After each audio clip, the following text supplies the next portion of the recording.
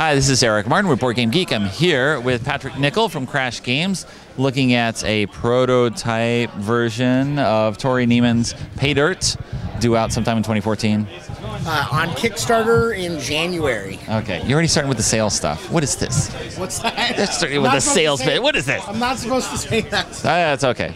We'll forgive you this time. But maybe we should first know what the game is. You mean you want to know the game? Yes. I thought Alien Frontiers would sell it alone, and I wouldn't That's have right. to do anything. But no, I'll work for my money here. Okay. So, Pay Dirt is a modern gold excavating game for 2 to 4 players, set in the beautiful scenery of Alaska. So what you have here is you are managing a modern mining outfit. So you're controlling your workers, you have specialized personnel, you've got equipment to process and run all the dirt, you've got some gear to help you out, and you have individual claims that you've staked. This is my dirt, and I'm gonna hit the gold. Okay. So, and you're competing against the other players, of course, but you're also competing against the frozen ground as the temperature drops a little bit each round until it drops 0 degrees Celsius and the ground is solid and you can no longer dig. Okay. So that's kind of what brings the game to a natural end. And then there's a nice, every round you're going to face a hardship of some sort, because Alaska is not a hospitable environment to be in. So I didn't think they'd stop at 0 degrees Celsius. I thought that the hardened Alaskans would keep going. They're not gonna like cold break and frozen. all your equipment. You can't dig anymore. This shows my lack of knowledge about digging equipment. So, what do we start with? So the game has 4 different phases. We've got an auction phase, which you're bidding for new equipment, new claims that have different types of dirt on them. So we have barren dirt that has a small range. We have promising dirt that's a little bit better, and rich, which is the most potentially profitable dirt. But they have a varying range. So just because you have a claim with rich doesn't mean you're going to strike it rich. Right. And then we also have personnel, specialized personnel that we're going to bid on each round. Okay. So that's the auction phase. Then we move into the worker placement phase, where players are going to decide how many workers they want to run their equipment. Equipment takes wear as you use it. You know, it gets dirty, it gets broken, so you're going to have to use some workers to fix it, because if a piece of equipment fills up with wear cubes, it can't process dirt anymore. Okay. So your dirt's going to move on through all your equipment here, and then what's going to happen is as it moves down, it's going to drop, and you're going to flip it over, and you're going to see what you've earned. So in this case, it would be 5 nuggets. So you'd process that, but you'd have to have a worker in the sales office in order to be able to sell it. They run into town, you know, and sell the gold. So you also have gear, which kind of helps you out in the game.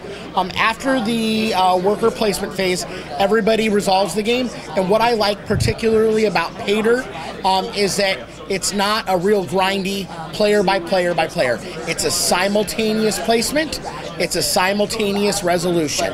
Okay. So in the first game, you're probably going to want to watch a little bit as players get used to how things move and how equipment takes wear, but it's very nice that you're not waiting on other players. So there is zero downtime other than the hardship phase if someone chooses that. So after the resolution, we go into the hardship phase, where the person with the least amount of gold, the last player, chooses which hardship they're going to suffer, and then it passes to the player with the highest gold. Then the wonderful state of Alaska gives you a temporary subsidy of $2,000. The temperature drops based upon the first player's choice, and then we move into the next round and we do it all again.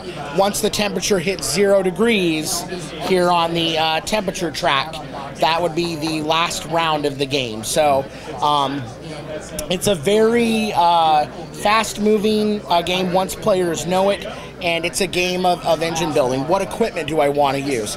Do I want efficient equipment, or should I just go heavy workers? Right. You know, choose which pay dirt you get.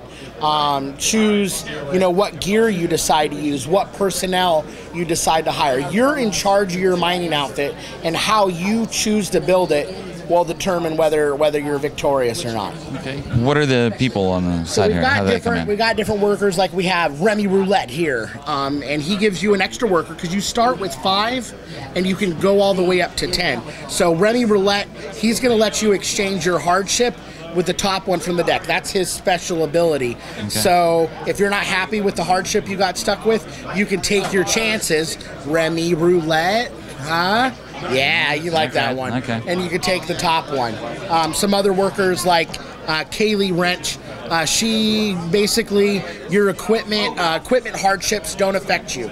She's that good. She keeps your equipment running. And she's like, no. There will be no hardships for you. So, her last name is Wrench. So, Wrench, yeah. So, what else was she going to do? That's what she's going to do for a career. She is a tough gal, but she's a pretty gal, and she works hard for her money. So that's important to emphasize. Okay. So much like in Alien Frontiers, how Tori designed it to mitigate your dice rolls, any of the things that negatively impact you in pay dirt, there are potential ways for you to mitigate. So the control is all in your hands. Okay.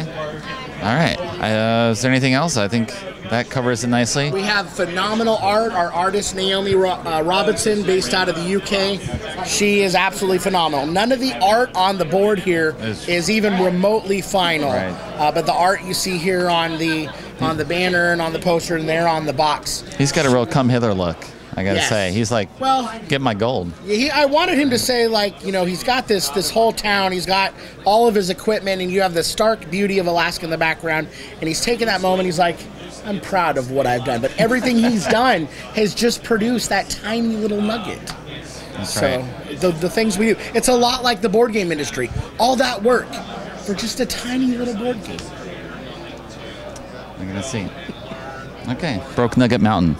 Yes, broke. Whoa, how did you go there? That has to be edited out. No. Nothing's going to be edited out here. No. Nothing. I always say it's going to be edited out, but then I'm not the one who processes it. No one ever edits it out.